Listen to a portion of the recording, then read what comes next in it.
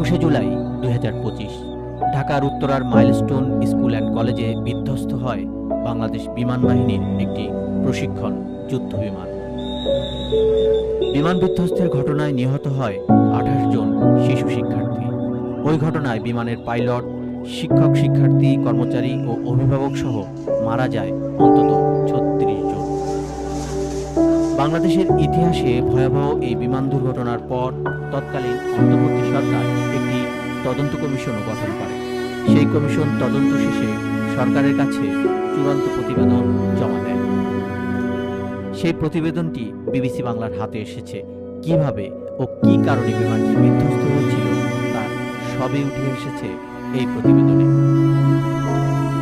তদন্ত রিপোর্টে বলা হয়, বাংলাদেশ বিমান বাহিনীর ফ্লাইট লেফটেন্যান্ট তৌকির ইসলাম FT-7 BGI বিমানটি নিয়ে আনুমানিক দুপুর 12:30টার দিকে ফ্লাইট পরিচালনার জন্য বের হন, যেটি ছিল তার প্রথম একক ফ্লাইট পরিচালনা।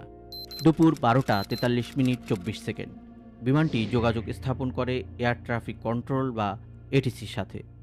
দুপুর 1:04:16 রানওয়ে 14তে লাইন আপ করে বিমানটি।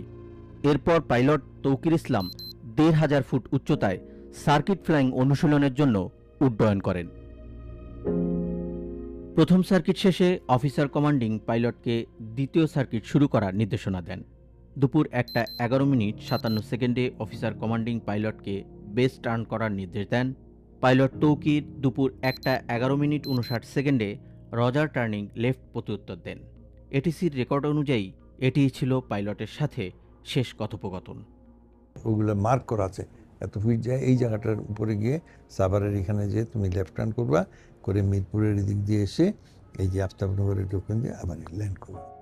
তদন্ত রিপোর্টে বলা হয়েছে, এরপর ATC থেকে দুপুর 1:13:11 থেকে শুরু করে মোট 5 বার বিমানটির পজিশন জানতে চাওয়া হয়, কিন্তু পাইলটের দিক থেকে কোনো উত্তর আসেনি। দুপুর 1:14:38 অফিসার কমান্ডিং জানান বিমানটি বিধ্বস্ত হয়েছে। দুপুর 1:14:44 আবারও বিমান বিধ্বস্তের বিষয়টি নিশ্চিত করা হয়। বিধ্বস্ত বিমানের ফ্লাইট ডাটা রেকর্ডারের তথ্য বিশ্লেষণ করে বলা হয়, বিমানটি বেস থেকে ফাইনালে বাঁক নেওয়ার সময় মাত্র 4 সেকেন্ডের ব্যবধানে ব্যাংক অ্যাঙ্গেল 59 ডিগ্রি থেকে 65.3 ডিগ্রিতে বৃদ্ধি পায়। তখন পাইলট কন্ট্রোল স্টিকে জোরালো টান দেওয়ায় বিমানটির অ্যাঙ্গেল অফ অ্যাটাক মাত্র 1 সেকেন্ডের ব্যবধানে বৃদ্ধি পেয়ে 23.20 থেকে 27.30 ডিগ্রিতে পৌঁছে যায়, যা বিমানটির ক্রিটিক্যাল অ্যাঙ্গেল অফ অ্যাটাক 24 ডিগ্রির বেশি। প্রতিবেদনে বলা হয়, ক্রিটিক্যাল অ্যাঙ্গেল অফ অ্যাটাক